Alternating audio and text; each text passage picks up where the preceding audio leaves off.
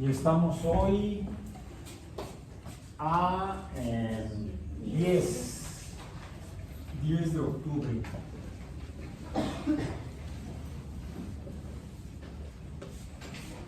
De 2025 en precálculo.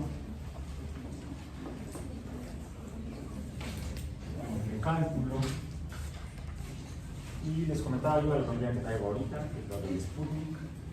Por eso, el 4 de octubre de este año, por convocatoria de la ONU, se ha celebrado en el mundo, en varios países, la Semana Mundial del Espacio. Empezó el 4 de octubre y termina hoy, 10 de octubre. Es una semana, 10 días. No, digo 7 días, 10 días. El día 10, séptimo día de la Semana del Espacio. Y eso es la Semana del Espacio para conmemorar, celebrar el lanzamiento del Sputnik, primer satélite artificial, inicio de la aeroespacial. Pero también el 10 de octubre, no creo qué año son los 60 ya, porque el Sputnik fue el 4 de octubre de 1957.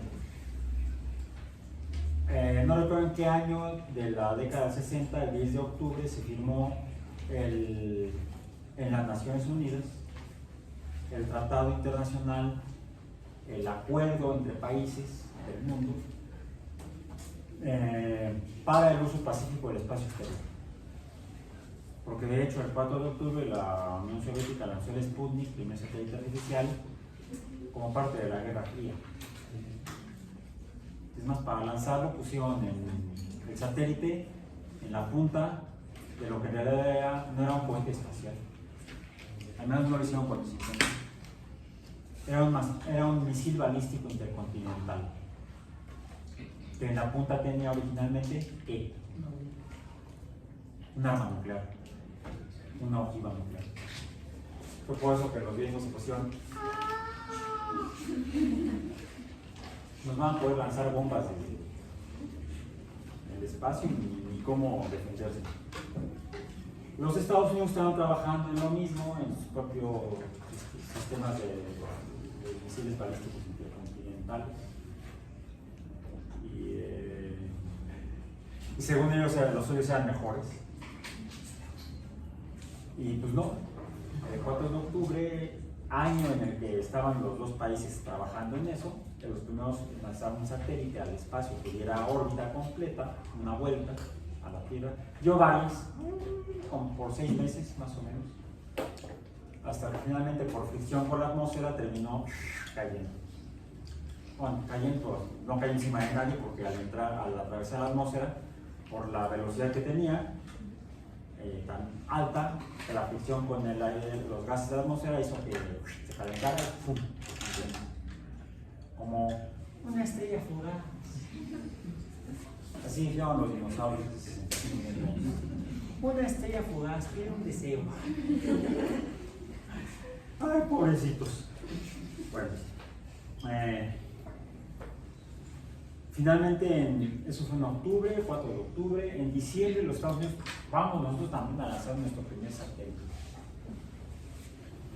El Sputnik era una esfera como de este tamaño, más o menos así de grande. Hay fotos por ahí.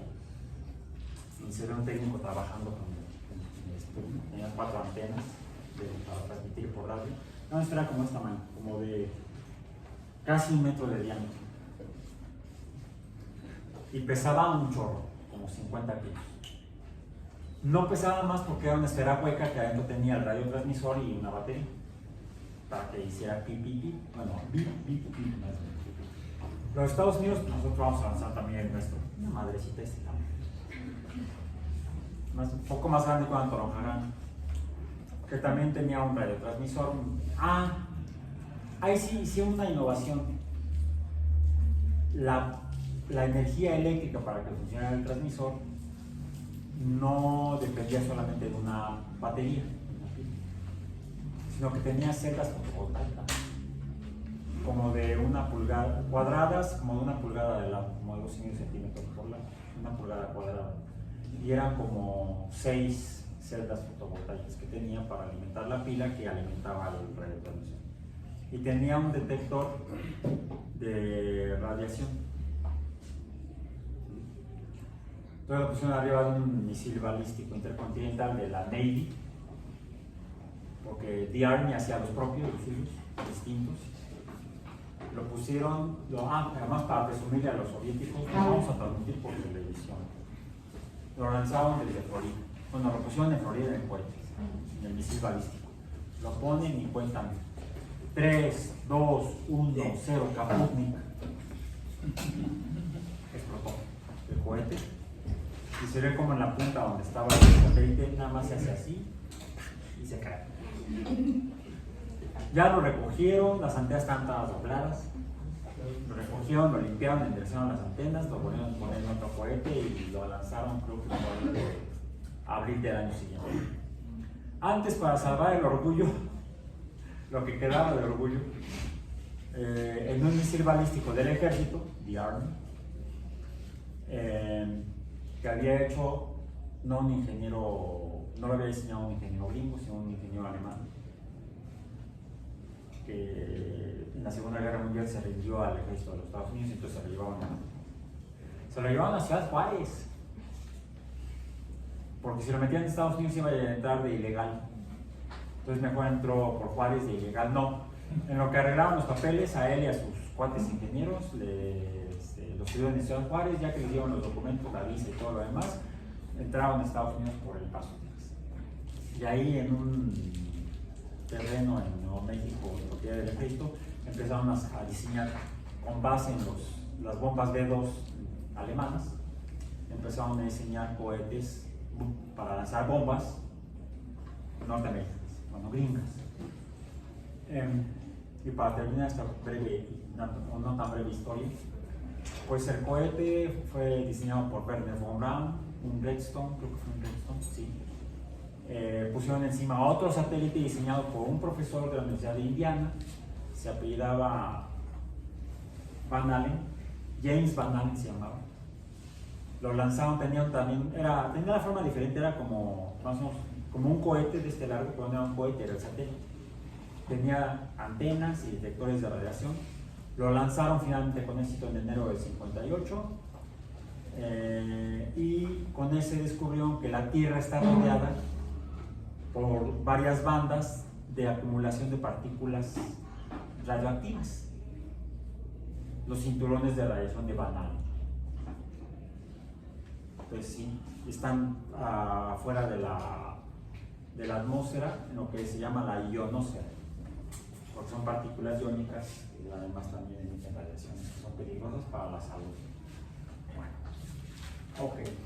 Otro día seguimos hablando de esto. Hoy por lo pronto, bueno, para hacer eso, ¿qué tuvieron que hacer los ingenieros soviéticos y los alemanes y los gringos después con los alemanes? Muchos cálculos. Desde para diseñar los satélites, diseñar los cohetes y poder lanzarlos en los Entonces, sí, el cálculo y el precálculo, la matemática es necesaria para los ingenieros. Pero aquí tenemos ingenieros, pero no van a hacer cohetes. No sé, a lo mejor sí. O a lo mejor también hacen flautas. De esos tacos dorados de pollo, de res, que generan alimentos. Para conservarlos, he visto varias marcas en el supermercado de flautas congeladas, de pollo y de res. Y esas empacadas en bolsitas muy bonitas, se conservan muy bien y están congelados. ¿Y eso quién lo hace? ¿Quién lo diseña? Ingenieros. Es uno de los muchos campos de trabajo que generan alimentos. ¿Y qué necesitan para hacer eso? Pues tortillas y carnes de res o de pollo. No, para poder hacer el proceso. Cálculo, matemáticas. Es por eso que estamos entre cálculo. Pero también están quienes están en hidrobiología, en la licenciatura en hidrobiología. ¿Para qué necesitan ustedes que estemos aquí estudiando matemáticas? Digo, temática del precálculo. ¿Qué estudian en hidrobiología?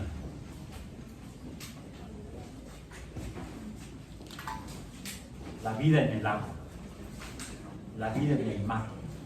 En el mar, la vida es más sabrosa. En el mar, tarararán. Es como de los 50 esa canción, cha-cha-cha de... La escuchaban mis papás y yo la escuché. Veía luego a mis tíos bailando ahí. Esas y otras piezas. Otra que también tiene que ver con el agua. Tiburón, tiburón, tiburón, tiburón. Tiburón a la vista, bañista, un tiburón. Se me acercó. En fin, bueno, la canción sigue por ahí. También es otro ritmo de los 60. O los 50. Y también vean que estamos bailando el tiburón. A mí ya no me tocó. Yo soy de la época disco. Ya es de boomers y abuelitos esa. Es como esta Travolta, ¿no? Bueno. ¿Qué estudian en hidrobiología? ¿Qué hacen en hidrobiología? Estudian los sistemas acuáticos, tanto marítimos como de agua dulce. De agua dulce, cuerpos de agua en cuencas, grandotas, lagos, más pequeñas, lagunas, más pequeñas, estanques, charcos, encharcamientos, el viaducto, el periférico, Iztapalapa y la otra también. ¿Y ahí qué hay? A veces hay seres vivos. Si el que iba en su carro se quedó en el encharcamiento, en el viaducto, ¿no? Está, sigue vivo, sí. Auxilio, sáquenme de aquí. De algunos están nadando ahí saliendo de los carros en alguna ocasión. Afortunadamente. No es eso, esos seres vivos no. ¿Cuáles seres vivos? En sistemas acuáticos. ¿Cuáles? Algunos están en la superficie. Vegetales, plantas, como el mangle. Algunos están por debajo de la superficie, como los pastos sumergidos. O más abajo, bueno, algunos están en la superficie también. Han ido últimamente al Caribe. Yo no sé cómo mis amigos, yo me quedé en casa. Estábamos terminando el trimestre pasado todavía. Me decían, no, la playa está atascada de sargazo. Atascada de sargazo. Por cierto, me enteré hace poco que lo están usando aquí en la Ciudad de México, el sargazo. Ingenieros en alimentos. Lo están usando como complemento de nutrientes para el ganado, por ejemplo. Ese es uno de los usos que se le está dando al exceso de sargazo que hay ahorita en el Océano Atlántico, no solamente en el Mar Caribe. Y para poder estudiar el sargazo y dónde está y otros organismos que viven en los medios acuáticos, usamos matemáticas. Lo primero que hemos estado viendo en el curso de matemáticas han sido, dijimos, ¿se acuerdan ayer? A ver, jálale, por favor. Jálale ahí. No se dejan, ya salió. Ahí me encargo el tapón. Números. Y hemos visto que los matemáticos, cuando empezamos a estudiar los números en el siglo XIX, los empezaron a organizar mediante la teoría de conjuntos numéricos,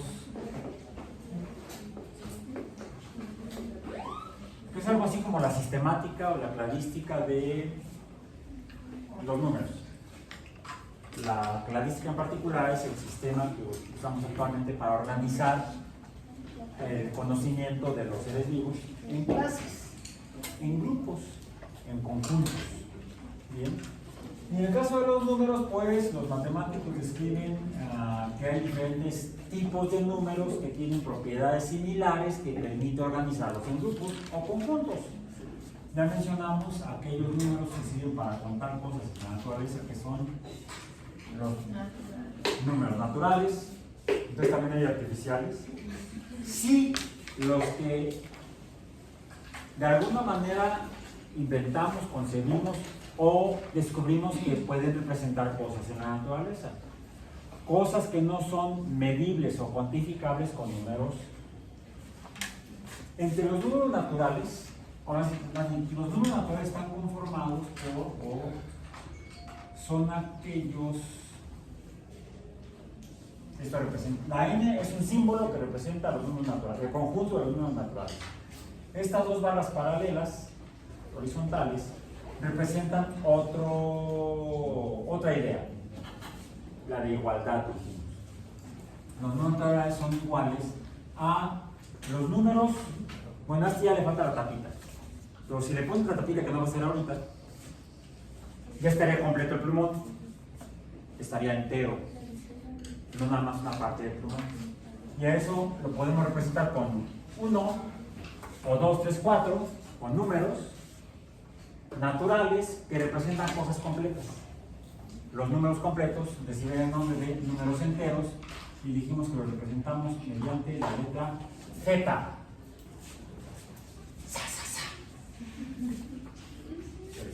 Zorro, aquel personaje ficticio supuestamente de la California previa a la independencia. No, de hecho, previa a la invasión de los gringos a México en 1846. Cuando finalmente, a punta de pistola, se quedan con más de 2 billones de kilómetros cuadrados. Ahora entiendo por qué apoyan la invasión de Gaza. Sí, ya salió la política. Por cierto, plantamos ayer, somos muchos. Bueno, estuve yo ahí presente cuando unos profesores plantaron hacia el medio de los dos edificios C y D, más para allá, un arbolito nuevo. Es un olivo. El olivo es una planta originaria del Medio Oriente, de la cuenca del Mediterráneo. Y lo hay, de hecho, en la cuenca del Mediterráneo, tanto en Europa como en Asia, como en África. Fíjense, no sé si hay olivos, pero en Asia y en Asia Occidental y en el sur de Europa hay olivos. Donde más se plantan, se cultivan los olivos. Para obtener, ¿qué se obtiene de los olivos? Aceite de oliva, pero eso ya sea producto de la ingeniería en alimentos. A partir de las aceitunas, que es el fruto del olivo. De ahí que sea el aceite de oliva que se obtiene de las aceitunas. ¿Vale? También puedo usar la aceituna para ponerse al martillo. Agitado, o en inglés es stirred o shaken. No es igual. Shaker es con el shaker, el agitador. Stirred es con el agitador. Con el agitador de vidrio o de palito de plástico, no sé. Y el shaker es una botellita metálica con la que se hacen los cócteles. Bueno, eso fue por lo de la planta. La plantación, la plantada del olivo. Como una ceremonia en honor al pueblo palestino. Bien, entonces, los números enteros son los que representan cosas completas. Y está en Z, la Z no por el zorro de la California previa a la invasión gringa. Él peleaba con espada y cuando estaba con un enemigo le hacía. Entonces no lo perforaba, nada más le deshacía el uniforme, por ejemplo, el soldado enemigo. Zorro. No, ¿por qué Z?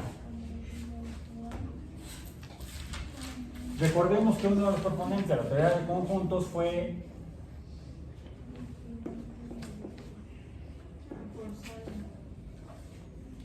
no era George, no era inglés, ni australiano, ni neozelandés, ni gringo.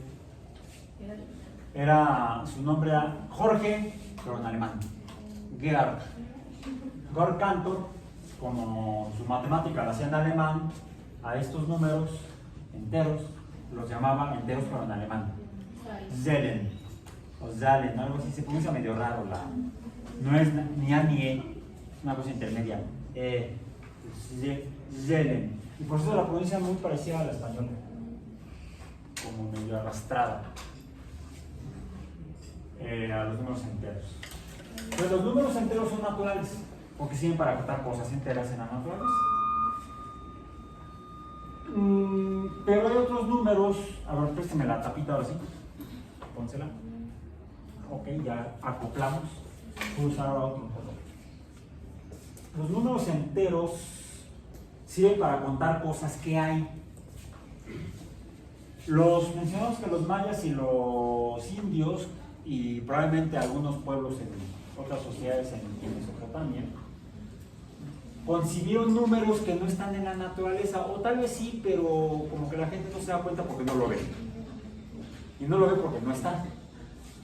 Si no está, no lo ves. Y es por eso que quizá con esta forma de interpretar la naturaleza, los europeos como los romanos no concebían, no vieron ese número, solamente lo que veían en la naturaleza, los números enteros, que representaban, ya dijimos, con rayitas y con letras, vamos a decir. Con letra I, con letra V, con letra L sería el 50, C sería el 100, etc. Lo representaban los números, las cantidades con letras. Pero de lo que había, de lo que veían, no lo que no veían. Eso lo representaron, lo pudieron concebir y representar con algún símbolo, con algún signo, los mayas en estas tierras, bueno, más al sur, más al sureste, la península de Yucatán fue donde vivían, y también hasta Centroamérica vivieron los mayas, incluso al sur de la península de Yucatán, hasta Chiapas, del Atlántico al Pacífico llegó la cultura maya, pero está en el sureste de México. ¿Está al sureste respecto a nosotros? Depende de cuál ciudad maya. Por ejemplo, en la isla de... Sí, en la isla. ¿Está en la isla? Sí, está en la isla. En la isla que forma la zona hotelera de Cancún, hay pirámides. Hay una zona arqueológica que se llama las Ruinas del Rey. ¿Y esas para dónde están? ¿Tiene brújula su celular? ¿O está en la de Boy Scout? A ver, si tiene brújula, díganme para dónde están las Ruinas del Rey. Es en el noreste. Bueno, si tienen Google Maps también podrán hacerlo. Y jala, digo, porque podrían no jalar. ¿Hacia dónde estaría? Y le ponen ahí Ruinas del Rey. O Cancún.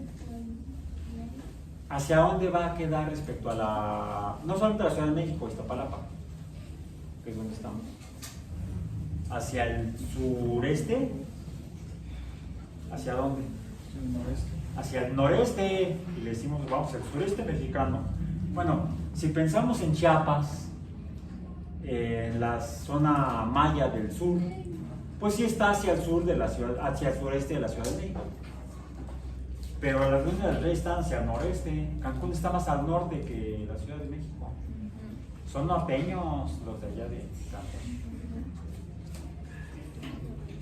Eso es relativo, aun cuando midamos con números la posición de ciudades o personas en la superficie de la Tierra. ¿Cómo lo hacemos para saber dónde estamos en la Tierra? Pregunto y me asomo y veo el letrero en la calle, no porque alguien se lo robó. Y ya no está el letrero, a lo mejor ya se borró, como ahí en la alcaldía Cuauhtémoc, los letreros de las calles ya no se ven. Ahí siguen, pero la pintura de las letras está quemada por el sol, entonces ya no se ven. Es nada más de pura lámina blanca ahí. No se han cambiado en años, al menos en los últimos 4 años no se han cambiado. Entonces, ¿cómo sabemos dónde estamos? Usamos números,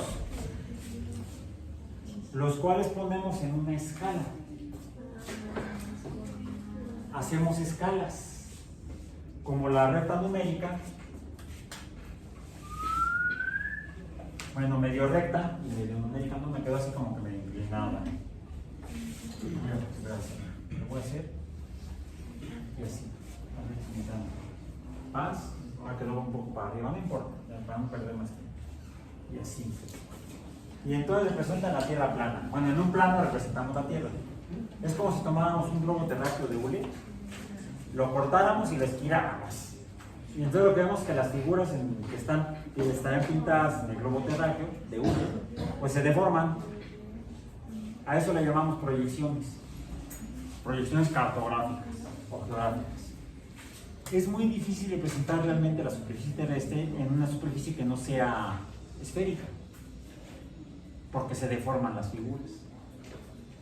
Incluso los números que podríamos pintar sobre una esfera quedarían en posiciones diferentes. Pero a veces sí lo hacemos, y entonces ponemos números en una línea horizontal, en un planisferio, una tierra aplanada, y en una línea vertical en el planisferio. La línea horizontal principal en el planisferio, ¿cuál es? ¿A qué corresponde en la esfera terrestre? Al Ecuador, a la línea del Ecuador, no a la República del Ecuador, con la cual no tenemos relaciones diplomáticas. Invadió nuestra embajada, que es territorio mexicano. Un vendedor de plátanos. No es vendedor de plátanos. Bueno, es hijo del vendedor de plátanos, es un junior y se comporta como tal. Bueno, entonces esta es la línea del Ecuador. Le voy a poner aquí Ecuador. Pero, la línea del Ecuador se escribe con minúscula. Si le ponemos mayúscula, entonces es la República del Ecuador. Esa es una calle en la Ciudad de México también. Entonces, el Ecuador. El Ecuador formalmente es la línea que forma la circunferencia, es una línea no recta, una línea curva, que se traza uniendo los extremos del diámetro de la esfera.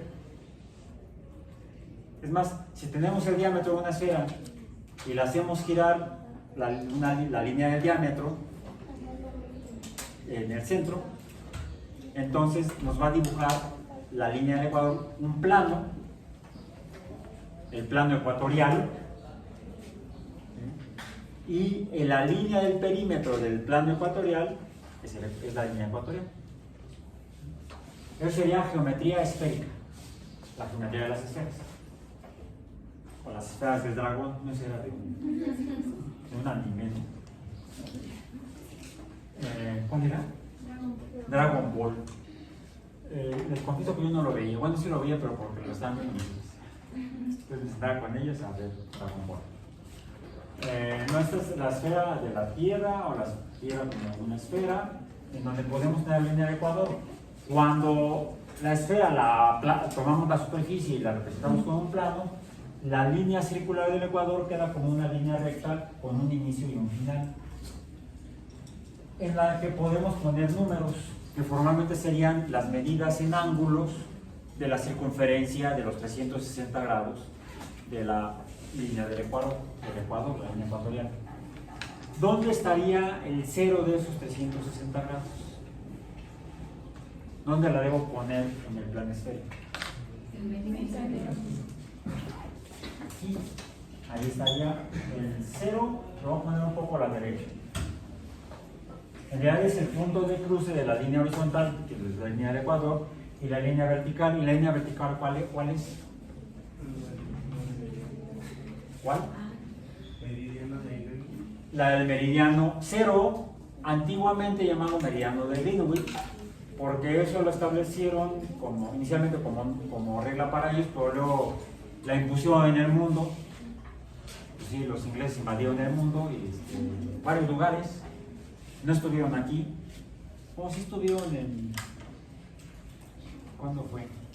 En 1850 y algo. Llegaron junto con franceses y españoles al puerto de Veracruz, creo, con la intención de invadir México, porque les debíamos dinero, ni aguantan nada. Pero llegamos a un acuerdo con ellos y se regresaron a Londres. Los españoles también. Los únicos que quedaron aquí fueron los franceses. Ellos estaban más tecos y se querían sus francos franceses. Y ya lo demás es historia. Bueno, los ingleses, además de intentar invadir México, sí invadieron muchos otros lugares. Y en eso, para invadir, necesitaban saber dónde estaban. Y de ahí viene la representación actual de cómo ponemos los números en las líneas del Ecuador, paralelas al Ecuador, para arriba y para abajo, en el planisferio, y de las líneas que como gajos cortan a la circunferencia terrestre entre los polos de la esfera. Trazamos circunferencias separadas a partir de las líneas en las que dividimos el Ecuador. Desde 0 hasta ¿cuánto a la derecha? ¿Cuánto? Sí, 180. Aquí la última línea sería 180. El número 180. Y acá la última línea. Menos 180. Entonces tenemos números con una barra a la izquierda horizontal y eso nos dice que ese número 180 no es igual a este número 180. El 180 es un número natural. Y el 180 es un número natural y es un número entero. El menos 180, o también llamado negativo, en este sentido, a los que están sin la barra les llamamos positivos.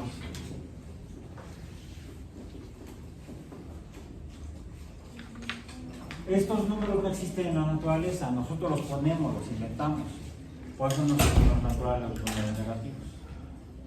Pero los podemos representar como los números, lo voy a poner aquí, separando, los números enteros y sus representaciones. Este es igual, sin la barra es igual a este de acá. ¿Sí? Con la barra ya no es igual. ¿Qué tengo que hacer? Ponerle la barra a este. Entonces a esto los llamamos los negativos de los números enteros. Pero estos no son, vamos a ponerlo así, el conjunto de los números enteros junto con otros forman parte del conjunto de los números que usamos en la realidad, en la vida cotidiana, le llamamos los números reales. Entonces, en el conjunto de los números reales están los enteros, los enteros negativos. ¿Bien? Pero los enteros negativos, diríamos, los enteros negativos, los z negativos, no están, el símbolo para decir que están es esta cosa que parece una letra E alargada, no están, lo tacho, lo cambio de está a no está. Es como cuando vemos en la calle un entero que dice E en un círculo rojo. ¿Qué dice? ¿Qué significa? Y un significado, un significante. Estacionarse, aquí se puede uno estacionar. Pero si está tachado o está atravesado el círculo por una línea roja, uno no se debe estacionar ahí, no es un lugar para estacionarse. Bueno, eso es equivalente. No hay, pero no hay de no estacionarse, sino no hay de no estar. Los números enteros negativos no están en el conjunto de los números naturales. No son naturales, son artificiales, nosotros los inventamos. Ok. Entonces, pero sí los usamos en los mapas, los números naturales.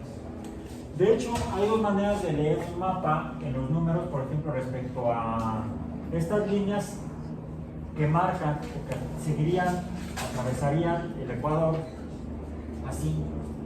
Voy a pintar nada más una, no todas. como estoy en azul, voy a seguir en azul. Voy a poner incluso punteada para que no se confunda con esta entera que sería el 0, 0. Pero este 0 es respecto a la horizontal, no respecto a la vertical. Aquí tendríamos muchos de estos, muchas líneas paralelas. ¿Cuántas? Considerando números enteros, ya sean positivos o negativos, ¿por cuántos números podemos dibujar, marcar aquí? O contar. 360. Por cierto, tienen un nombre o un apellido más bien, una unidad. 180 ¿qué? Grados. Tendría que ponerle aquí el circulito y está acá el circulito. Sean 180 grados positivos. O en el mapa, esto, ¿de qué lado está? Del lado este. ¿Y este? Vamos a ver, ¿este o este? O este. Es una letra O, no un número C. A veces, para no confundirnos con la O, le ponemos a la inglesa o la W de West. Pues este y el otro. O de otro. El oeste. Podemos entonces, aquí sean los 180 grados este. Y acá sean los 180 grados oeste. Ojo, dije 180 grados oeste. Puedo leerlo de las dos maneras. Indicar el positivo con el signo de la crucecita, que ya dijimos que no es de que sea un 180 cristiano, no. Es un 180 positivo y este sería un 180 negativo. ¿Sí? Porque ya dijimos que es la cruz de la suma o de los números positivos, no la cruz de los cristianos. Que por cierto, no solamente los cristianos usaban la cruz como símbolo de sus creencias. Los egipcios también, nada más que tenían una pequeña diferencia a la cruz egipcia. ¿Sí la han visto?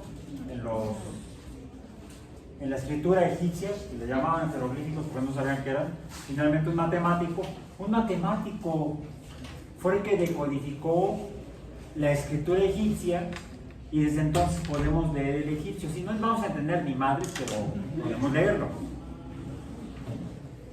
Porque como el español y el inglés y el alemán y el italiano, cada signo representa un sonido.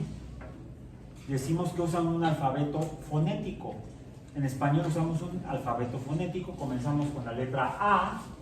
¿Luego cuál sigue? Que no tenemos aquí ninguna. No, sí quiero. Tubre sería la segunda letra del alfabeto fonético latino y español. También en inglés, también en francés, también en alemán, también en italiano es el mismo. Porque representamos los sonidos, la fonética, con símbolos gráficos fonéticos a los que llamamos letras. Bueno, los egipcios lo hacían igual. La escritura egipcia no eran dibujitos, eran letras. Un pajarito representaba una letra, un búho representaba otra letra, un halcón representaba otra letra, una culebrita representaba otra letra, una raya o una curva representaba otra letra. Entonces también usaban un alfabeto fonético para representar los fonemas, los sonidos, y representar de manera gráfica o por escrito su lenguaje hablado, los egipcios. Y el que lo decodificó fue un matemático francés llamado Jean-François Champollion, a principios, mediados del siglo XIX, que había sido discípulo de un matemático francés que había sido asesor de Napoleón, por cierto. Y lo pudo hacer. Es ahí donde, bueno, a veces las invasiones aportan cosas positivas a la humanidad. A veces, la mayoría de las veces no, desafortunadamente.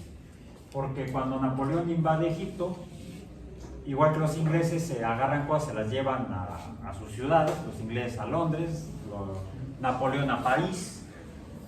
Y en París, en un museo, hay un pedazo de templo egipcio que recogieron de una ciudad egipcia llamada Rashid y se la llevaron esa piedra se la llevaron a París, la piedra de Rashid. Y como eran igual que los españoles medio mensos para pronunciar los idiomas de otras sociedades, por ejemplo, en España al Tlatoani que se encontró primero don Hernando Cortés de Monroy,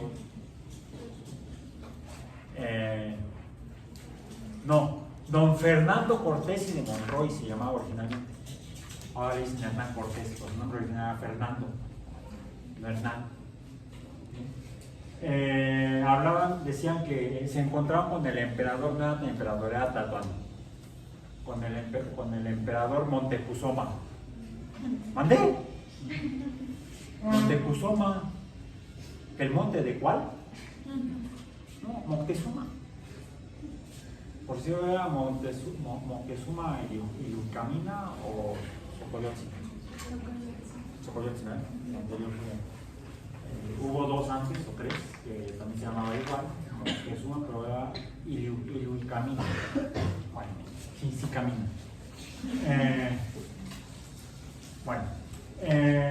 Los franceses le decían esa piedra, en lugar les costaba trabajo decir Rashid, tan difícil decir Rashid, decían Rosetta, la piedra Rosetta, o la piedra de Rosetta. Bueno, en la piedra de Rosetta había símbolos, unos estaban en griego, otros estaban en otra lengua también del Mediterráneo, no me acuerdo cuál era esa lengua. Lengua de res o lengua de cerdo, no. Y había otros símbolos que eran los de la escritura egipcia. Y lo que comenzó a hacer Champollion fue que empezó a contar más o menos en espacios iguales en las tres bandas de letras, o de símbolos, cuántas veía él de letras griegas, que también el griego usa un alfabeto fonético. Vamos a usar algunas de las letras griegas a lo largo del curso, por ejemplo. Letras griegas. De hecho, lo usamos para representar lo que son las medidas de los ángulos. Los ángulos los representamos con letras griegas.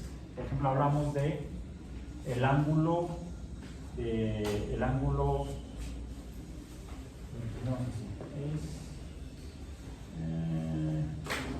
ahí está.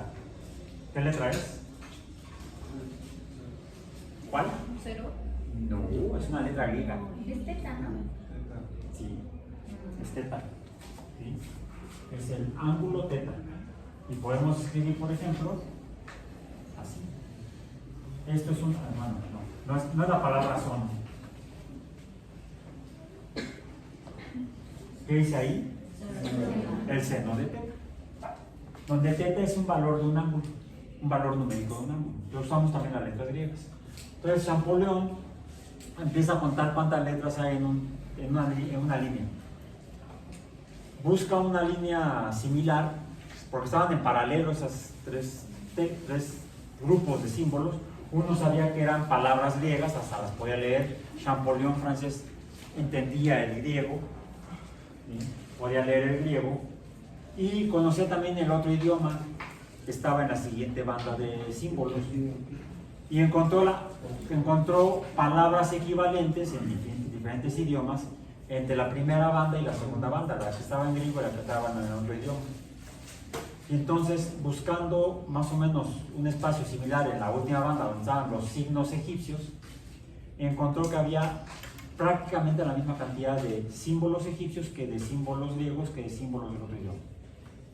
Primera conclusión o hipótesis, no hay conclusión, sino hipótesis, posible explicación, tal vez sean símbolos fonéticos de letras. Entonces empezó a buscar palabras conocidas egipcias como nombres en griego y encontró Cleopatra en griego. Entonces, Cleopatra tiene la palabra Cleopatra, tiene la letra C, la letra L, la letra E, la letra O la letra P, la letra A, la letra T, la letra R y la letra A. Y se escribe igual en griego, con letras griegas. Habría un símbolo del Q, de la L, como la letra lambda. A esta, de la Q, ¿cuál sería? ¿Se acuerdan del alfabeto griego? ¿Lo estudiaron en el bachillerato, por ejemplo? Yo sí. Como estudié prepa UNAM, ahí llevábamos etimologías grecolatinas. Entonces estudiábamos latín y griego para entender el origen de las palabras en español. Pues la etimología es la rama de la lingüística que estudia el origen de las palabras, la formación o la estructura de las palabras, es la etimología. Entonces, por eso no solamente vi la teta en matemáticas, sino también la vi en etimologías grecolatinas. Bien. Entonces, por ejemplo, la letra teta, ¿cómo suena? Pues teta. Pues sí. Por cierto, hay otra letra en griego que suena igual, que también la usamos en física, por ejemplo. Tetra. No. Tetra sería una palabra griega que significa 4, que se escribe, por cierto, no con la teta, se escribe con el plumón, no. Se escribe con esta letra. No es una Z chueca, La tau. La tau la usamos en matemáticas para representar, por ejemplo, algunos tipos de tiempos. Algunas medidas de algún fenómeno de tipo temporal. Usamos la tau. Cleopatra lleva tau. Aquí. Creo que lleva tau. La L la usamos en química y en bioquímica. Es la letra, es así. ¿La conocen? No es alguien que camina de pacientes, parece. Lambda. Lambda. Es la L. Lambda. Con Q. Podría ser la letra kappa, que más bien representaría como la K latina. Alfa, beta, kappa. Alfa, beta, kappa. Alfa, beta, gamma. Alfa, beta, gamma, delta, eta, teta, iota, kappa, lambda, mini, psi, omicron, pi, rho, sigma, tau, epsilon, y ya se me olvidan las demás. Entonces podría ser la capa. La capa de Superman. No, la letra kappa es como la K. Kappa. Ahí dice K. La E se parece a este símbolo, podría ser la epsilon. Aunque también no me acuerdo si es con epsilon o con otra letra que representa también el sonido E. La eta. La eta. Pues no recuerdo si Cleopatra se escribe con epsilon o con eta. La O es la omega. Es como una W. La omega. Ahí está, así. La omega lo usamos también en física para medir ángulos. O no ángulos, no. Velocidad angular se representa con la omega. La P. La P sí la conocen. Pi. Pi. La A. Alfa.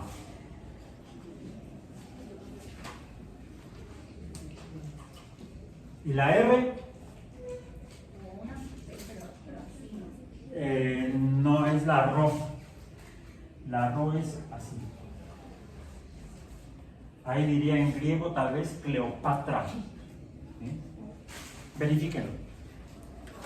Cleopatra tiene en esta posición separada por dos letras, la tau y la rho, alfas. De hecho podemos ver o identificar A, alfa, alfa. Si solamente conociéramos la alfa, ¿sí?, podríamos suponer que este es nuestro idioma, esta sería entonces el sonido T y este sería el sonido R. Aquí diría atra.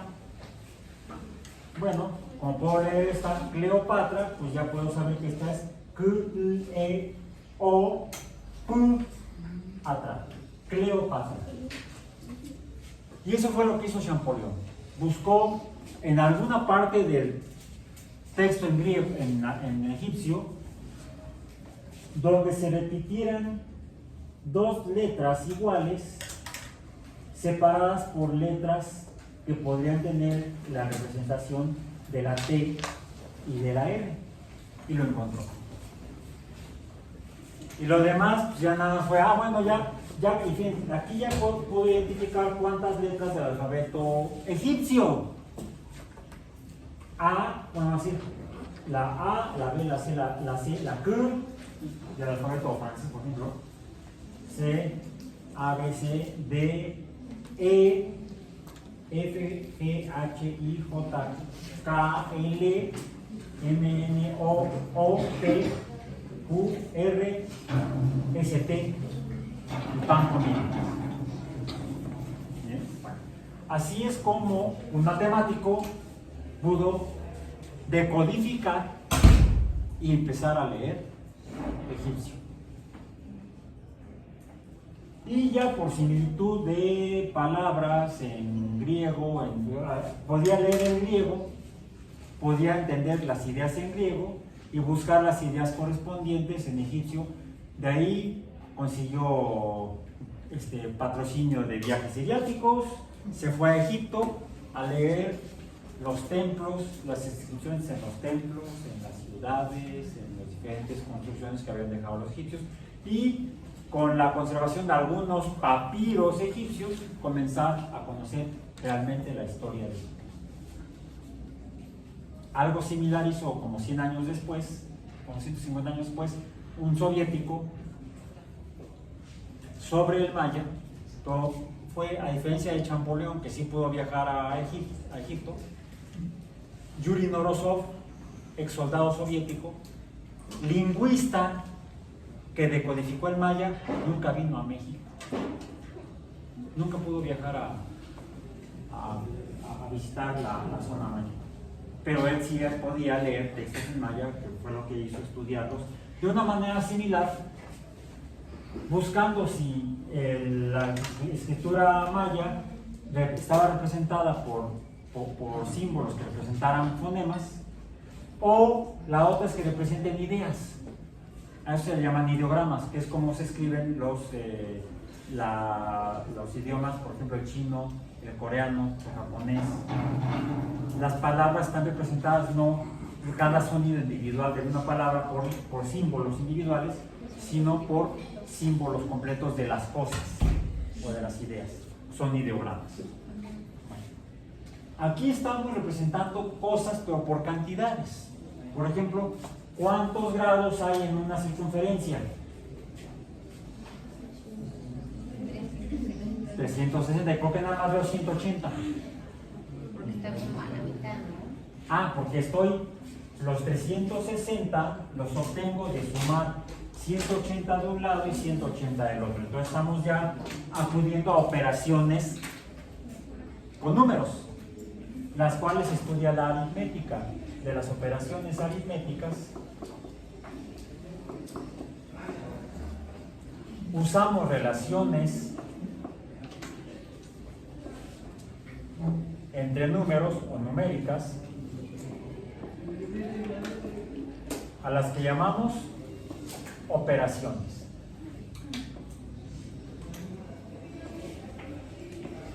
En las cuales podemos juntar números. Podemos juntar el número A, vamos a representar A, con el número B, y nos va a dar el número C, donde cada número es un número diferente. Por ejemplo, podríamos decir, yo ahí tengo dos números escritos. ¿Cuáles son? El 180 y el 180. Aquí tengo yo dos símbolos. Este es de adición Y este símbolo de acá, que lo encuentro en los números negativos, por eso es que este es un solo número, barra 180 es un solo número. El número incluye el símbolo barra, porque eso me lo incluye en el conjunto de los números enteros negativos. Si no le pongo la barra horizontal previa al 1, entonces estaré yo refiriéndome al 180 positivo. Observación: hay ocasiones en las que no voy a observar, no voy a ver el signo positivo en los números enteros positivos. Por convención asumimos que ese número está, sí existe aquí, sí vive ahí, pero no se ve. Aunque no se vea, le llamamos un número implícito. Está ahí, aunque no lo vemos. Si yo me refiero a los negativos, es obligatorio escribir la barra, representar la barra. Por lo tanto, el sentido negativo del número no está implícito. Debo mostrarlo, y a eso le llamamos un símbolo o significado explícito. Lo tengo que explicar, lo tengo que exponer, lo tengo que escribir. No puedo olvidarlo, no puedo omitirlo. Porque entonces, implícitamente yo lo interpretaría como en 180 positivo. Y no, estoy usando este número y es un 180 negativo. Ahora, como número negativo, como barra en el número negativo, me afecta la operación de la... ¿Esta operación cómo se llama? Esta. Y ahí se llama suma. La suma es la operación de adición. Así se llama. A ver, dicen, ¿suma o adición? No. El nombre de la operación es suma. Lo que hace la suma es agregar, añadir, adicionar. Póngale, agréguele, añádele, póngale aguacate, añádale aguacate, súmele el aguacate a la torta. Es adición, se llama suma. También desarrollamos en español y hasta en español matemático el verbo que lleva la acción del sustantivo de la suma. Y la acción es sumar. El verbo sumar nos apela al sustantivo del nombre de la operación, que se llama suma. En cambio, la barra, cuando está en la operación, me cambia el signo de la adición, me lo modifica. ¿Y qué pasa a ser?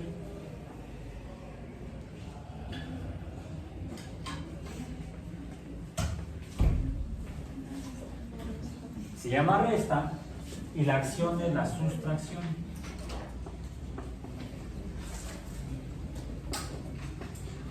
Como cuando te descuidas y vas en el transporte público y te sustraen el celular o el monedero. Me han restado mi capital. La operación de la resta, que es una sustracción. Bueno, eso hay que evitarlo, hay que tener cuidado. Y pasa en todo el mundo, Me acuerdo un amigo mío, es compañero de la licenciatura, se fue a hacer su doctorado a Barcelona. Y ya cuando terminó, regresó a México, nos saludamos, no, bien, pero fíjate que cuando vas allá debes tener cuidado. ¿Cómo? Le digo, si no, de repente me subí al metro en Barcelona y que me vuelan. Es más, a veces hasta te la volaban y es más, te decían que te la iban a volar. Llegaba alguien, típicamente un yonki, le dicen en Estados Unidos, alguien adicto, y no le solicitaba un donativo, una aportación, no. Dame tu cartera. En alguna ocasión que no trae dinero, le dio la cartera y que se enoja el ratero. Y entonces lo golpeó. ¿Qué onda? Me dice que desde entonces aprendió a llevar por lo menos un billete de 20 euros en la billetera. Para que, bueno, al menos llévate. Para que no le pegaran de esa manera. En todos lados. Hace poco me encontré un video de un youtuber coahuilense de allá de Coahuila. Simpático, es un gordito. Ay, se me olvidó su nombre. El youtuber. Es ingeniero, no recuerdo si es ingeniero en alimentos o ingeniero bioquímico. Pero trabaja en biotecnología, es profesor allá en una universidad tecnológica de Coahuila. Y le ha ido muy bien como youtuber. A mí, yo no soy youtuber, yo soy pobresor de la mano. Y ganó un premio por un libro de divulgación que escribió.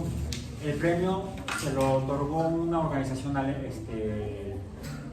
creo que holandesa, europea, pero la ceremonia de entrega del premio iba a ser en Holanda, creo que en Ámsterdam. Entonces ya se fue allá para que le entregaran su premio, se fue con un cuate allá, y estando antes de ir a la ceremonia de entrega, no tenía nada que hacer, y pues, vámonos a conocer otra ciudad que está cerca, y se les ocurrió ese tren. Entonces llegaron a la estación del tren, era temprano, había muy poca gente, dice que el vagón en el que entró estaba solo, no había nadie más que él y su cuate. Llevaba su mochilita, encontraron su asiento, se sentaron, puso la mochila ahí.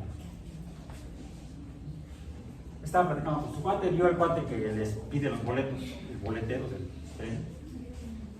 Ah, ok. Dice, ay, tengo que sacar tal cosa y mi mochila. No fue el boletero. Allá para entrar al boletero, el boletero no tenía nada, ¿no? Entonces ya fue con el boletero. Oiga, mi mochila. ¿Cuál es su mochila? Sí, la que tiene ella. Ah, dice, mexicano, ¿verdad? Primera vez. Primera vez en Holanda y primera vez que lo bolsean en Holanda. Se tenga mucho cuidado. Pasa muy seguido.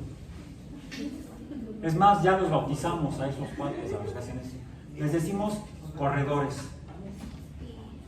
¡Fum, fum! Cámara, pasaporte, billete. No me dejaron encuerado casi.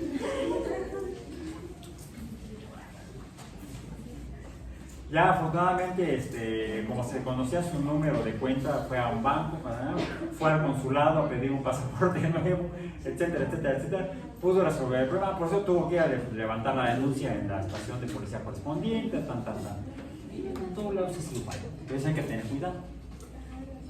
Le pasó a mi hija en el trolebús hace como un año y medio le pasó. Se le trata de para ir a hacer el servicio social. Llegó el trolebús, se subió, iba con la mochila. Pues sí, el monedero que le acaba de regalar su mamá. Con la licencia, la tarjeta, la INE. Se quedó. Lo único que tenía era el pasaporte. Afortunadamente vigente. Estaba en casa. Con eso tuvo que hacer todos los trámites. La licencia que acababa de sacar. Entonces aquí tengo. A mí así solo me ha pasado una vez. Llevaba la mochila acá en el metro. Sí, fue mi error. Desde entonces la llevo acá. Y lo que me volaron fue el cargador de la laptop. Como se dan cuenta, ya fue hace muchos años. Cuando cargaba yo laptop ya no la cargo, ya mi espalda ya no da. Entonces tengan cuidado con sus cosas, porque es en todo el mundo, no, nada más en México, no presuman que nada más en México. Sí, solo en México hay otras cosas, ¿no? México mágico. Entonces, a ver, en la sustracción podríamos llamarle la suma de números negativos. Pues sí, le estamos sumando un número negativo. Ahora, ¿cuánto suma? ¿Cuántos grados? Vamos a poner el símbolo de los grados. Estamos sumando números de grados. Como en física, siempre que hacemos operaciones con números, debemos ponerle la unidad. De esa manera sabemos cuál es el resultado. Quizás sea una unidad nueva y eso nos va a confirmar si el resultado que tenemos es correcto o incorrecto. Si sale una unidad rara, algo hicimos mal. ¿Bien? Bueno, entonces, ¿cuánto suma 180 grados hacia el este más 180 grados hacia el oeste?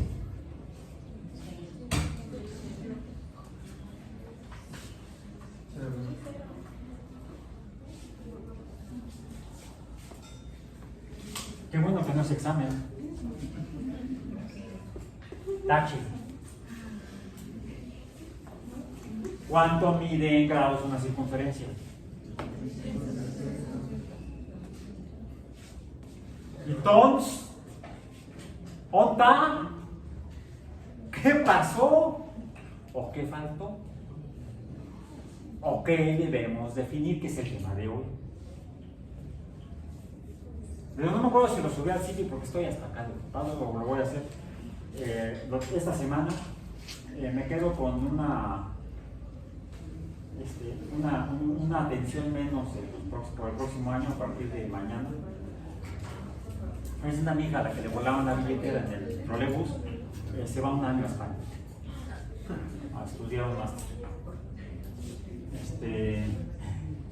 Y como luego me pide que le ayude en cosas que hace ella, hace producción audiovisual.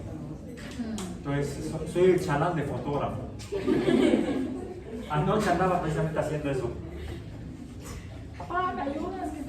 Sí, hizo por ahí unos videos para TikTok.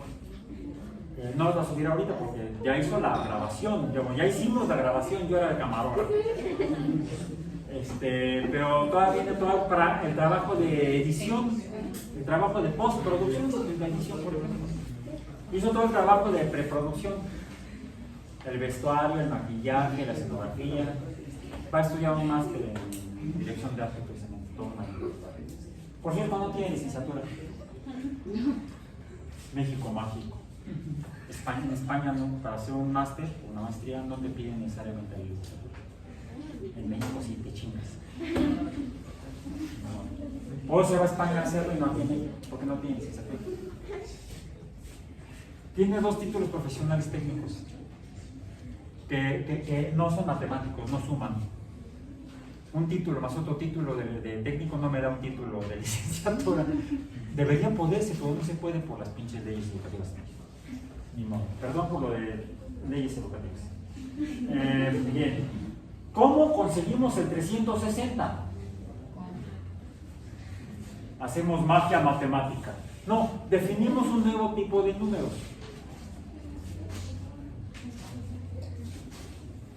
Le llamamos, vengan para acá, ¿no? Le llamamos números absolutos. Y los números absolutos son, ¿qué es un número absoluto? No encontramos, no lo revisaba en el libro de Lupito, porque ese lo tenía yo guardado. Porque este tema que estamos viendo ahorita, estos temas de los números a partir de la teoría de conjuntos numéricos, no formaban parte del programa de biomatemáticas, que es el curso que di durante los últimos 15 años. Casi 15 años. Di biomatemáticas, no di precálculo.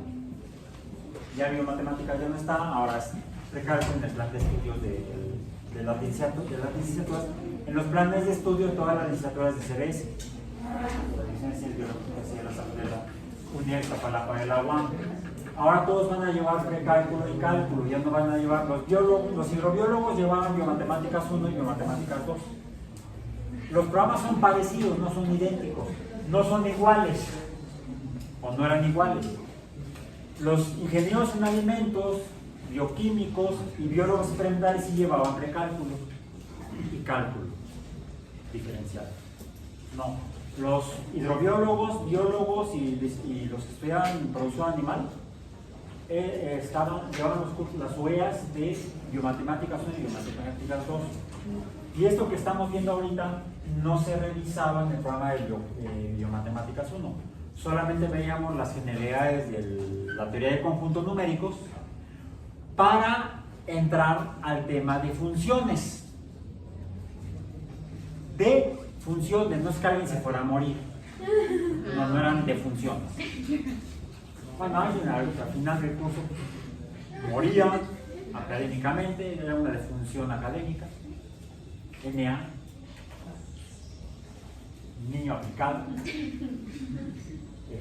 notable alumno, no acreditado. Por ahí había un objeto despistado que no acreditaba con ningún matemáticas 1.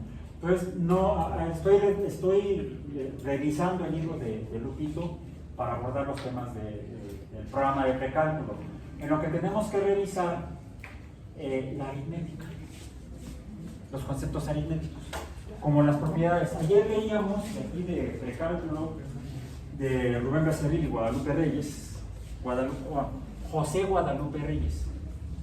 José Guadalupe es masculino, es niño. Si fuera nada más Guadalupe, podría ser niña. Es como José María.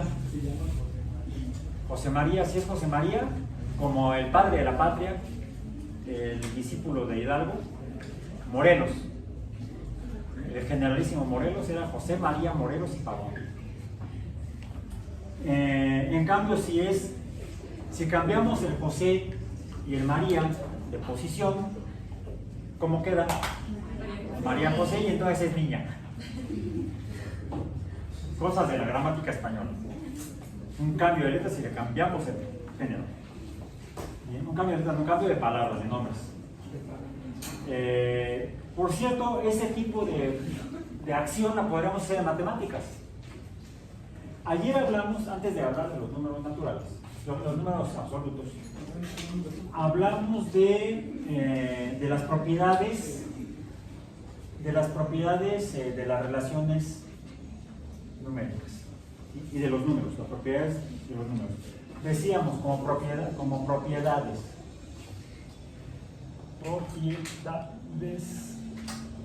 de los números. La primera que mencionamos fue la reflexiva, ¿verdad? Reflexiva. Que decíamos, la podemos representar como el número A es igual al número A, o el número B es igual al número B.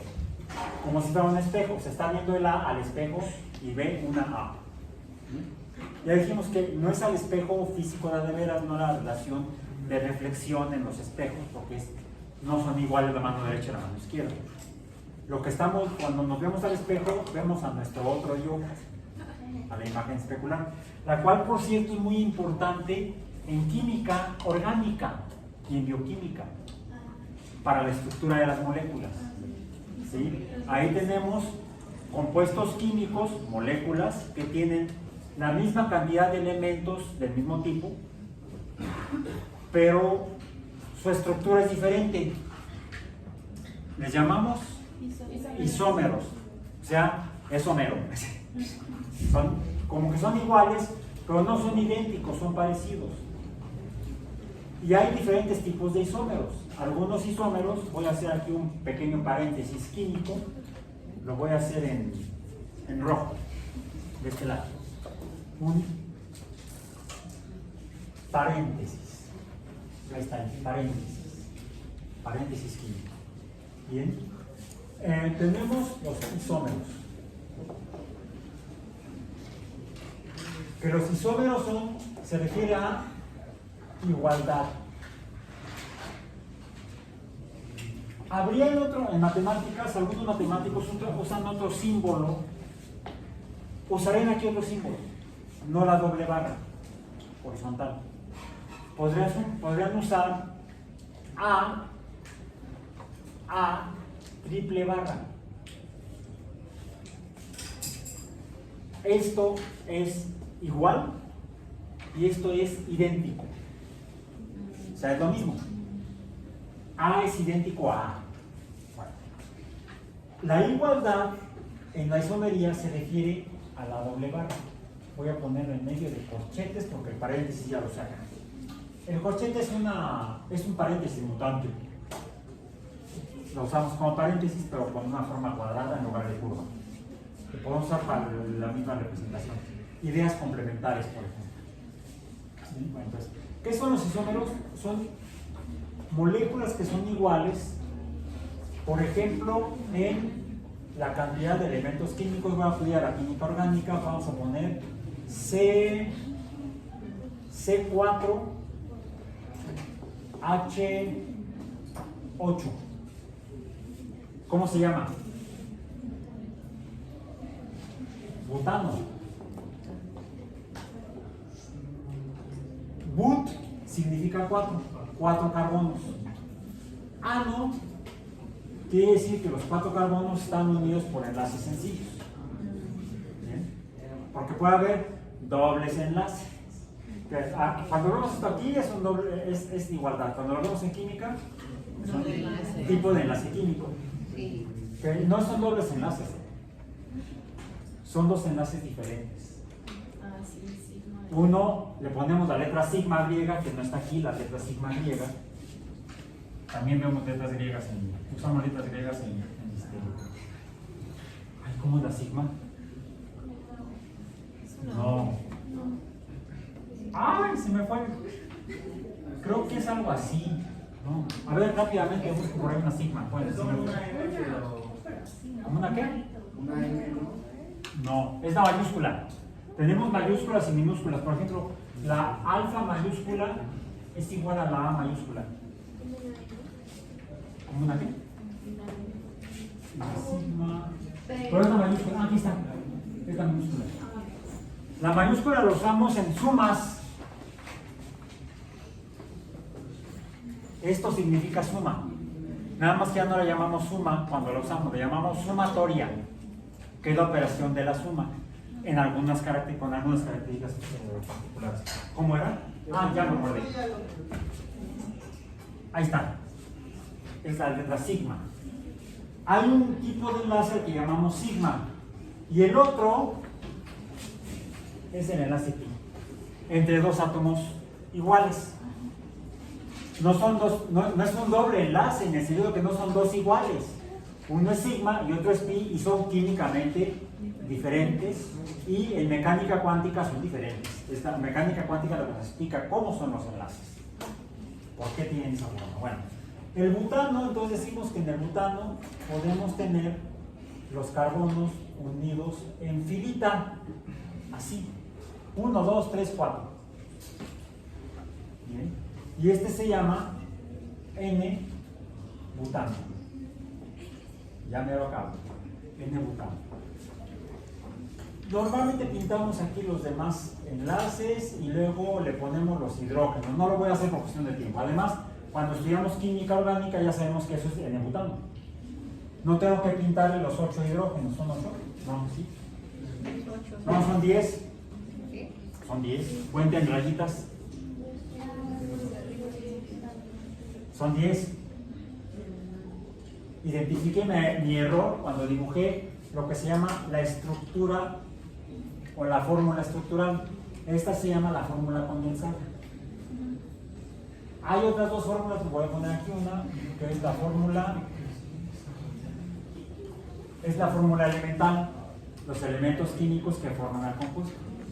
Otra es C2H5. ¿Es lo mismo?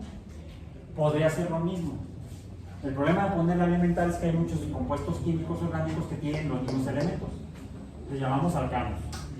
Incluso los alquenos. Y al que no se acuerde que lo estudie. C2H5 sería otro compuesto químico, pero aquí el 4 es doble de 2 y 10 es doble de 5. Entonces a esta le llamo fórmula mínima. La mínima proporción entre los elementos químicos que forman el compuesto. Esta es la fórmula condensada. Como la leche Nestlé, ¿no? Es leche condensada. No, ya me van a cobrar el anuncio. No, sí, me lo deben pagar. A veces sí monetizo. No, que me van a demandar. Además tengo boicoteado a Nestlé. Porque es sionista. Además de que abusan de la explotación de agua en México. Desde entonces boicotean Nada más como dice mi esposa, tenemos que hacer un boicot inteligente. Digo, porque el otro día compré otra marca de leche condensada y sabe a rayos. La mejor es la Nestlé. De modo, por necesidad, cuando vas a hacer un tipo de repostería, un pay de limón, si lo hacen con leche condensada de diferente marca, sabe diferente. Entonces, si quieren que sepa así como pay de limón, ni modo, hacemos un boicot inteligente. Compararemos la Nestlé. Y eso que no soy ingeniero, tampoco. ¿Cómo se llama? Estudié química y astronomía, ¿sí? No química y gastronomía. Eso, la que hace mucha diferencia. Entonces, esta es la fórmula estructural, pero en la fórmula estructural puedo encontrar fórmulas condensadas iguales. Por ejemplo, cuando tengo 1, 2, 3 carbonos y el otro aquí.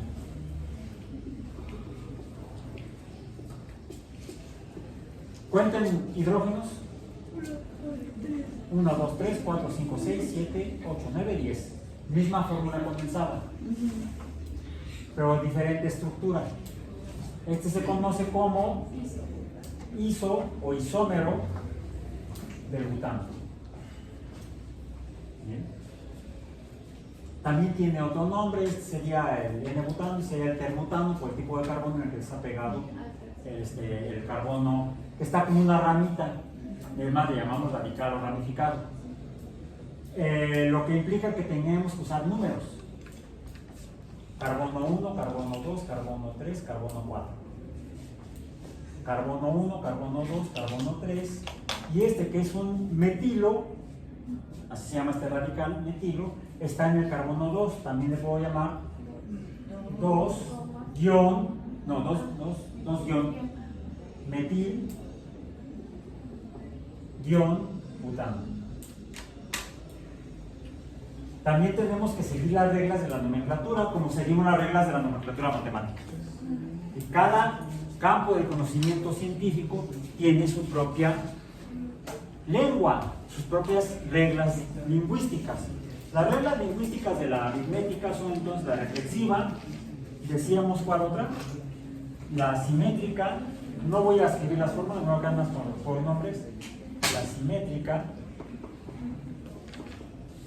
la aditiva, que ya la escribimos ayer, y la multiplicativa.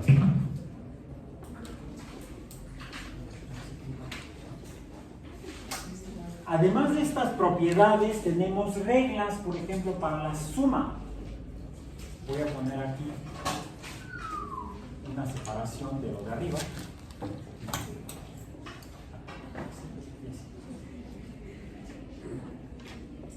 Las reglas para la suma son, por ejemplo, la letra de conmutatividad o la regla conmutativa.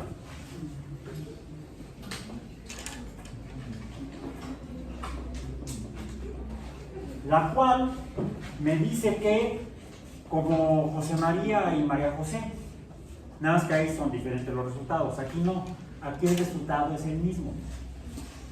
Yo puedo tener A y agregarle o añadirle o sumarle B, y la regla conmutativa me dice que es lo mismo que yo haga B primero y luego la A.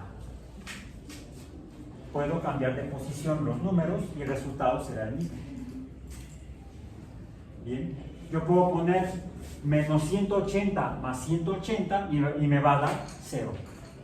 El mismo resultado, cambiando de posición los números. Eso es conmutar, intercambiar de posición, invertirlo de posición. Estaba derecha a izquierda, ahora es izquierda a derecha. Por ejemplo, la regla conmutativa. Tenemos otra que es la asociativa, como regla le podemos llamar así, aunque es la regla de asociatividad. Como se me hace que a Rubén y a Lupito les sobraba, o a la editorial les sobraba dinero para pagar tinta, pues usaban la palabra más larga, conmutatividad, más letras. asociatividad, más letras. No, yo ahorraría tiempo. Ok. La asociativa me dice que si tengo A más B más C, pero como le hice yo aquí, uso otros símbolos que son los paréntesis. Los paréntesis me asocian cosas que tienen relación entre ellas. Por ejemplo, todo esto se relaciona porque explica la naturaleza estructural del butano, por eso está entre paréntesis. Por cierto, cierro paréntesis. Aquí abro paréntesis, cierro paréntesis y me dice que esta suma o adición es entre estos dos números en particular, pero la regla asociativa, de hecho, estoy asociando el número B con el número C, pero puedo asociarlos diferente. Puedo asociar A con B y luego con C y el resultado va a ser el mismo. Esta suma es igual a esta suma, pero me da una cierta instrucción. Cuando veo el paréntesis, lo que me está diciendo es que lo primero que tengo que hacer es la operación que está en el paréntesis. Y luego la siguiente operación. Eso es importante porque cuando tenemos otro tipo de operaciones aritméticas, el resultado sí puede salir diferente. Si la forma en la que en orden llevo a cabo las operaciones, lo hago distinto. Y las últimas dos reglas, estas son reglas, mientras que estas son propiedades, son la del neutro aditivo,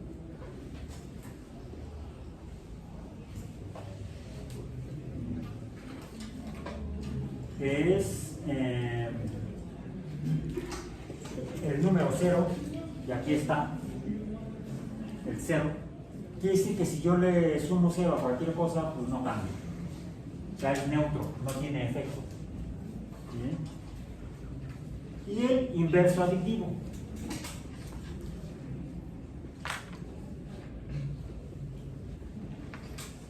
El inverso aditivo es el ejemplo A, los puntos, A negativo. A negativo, 2 puntos A, que es lo que hicimos allá, acá arriba, en la del medio, debajo de A más B. Es A más paréntesis menos A igual, en este caso, a 0. Esta operación ya la hicimos aquí. ¿Okay? Bueno. Hay otras reglas que se las voy a compartir en un PDF ahora en el fin de semana, en el sitio, para que las revisen. Las revisamos el martes en clase y continuamos con el siguiente tema. Hicieron con los números absolutos. Me quedan 30 segundos. ¿Qué son los números absolutos? El número absoluto es el número, en el caso de los enteros ahorita, pero es válido para cualquier tipo de número real, porque nos faltan muchos números reales que están aquí, no los escribí. Son, por ejemplo, cuando pongo z entre dos barras, el número entero negativo, su igualdad es la z positiva. Y el valor absoluto o el número absoluto de z, que lo represento con las dos barras paralelas que encierran, parecido a los paréntesis, el número correspondiente también es z. Es decir, los números absolutos son los positivos de todos los números, sean negativos, positivos, racionales, irracionales. Sus números cuentan con un número absoluto que siempre es su versión positiva, siempre la versión positiva. No le pongo el signo porque está implícito. Por hoy terminamos.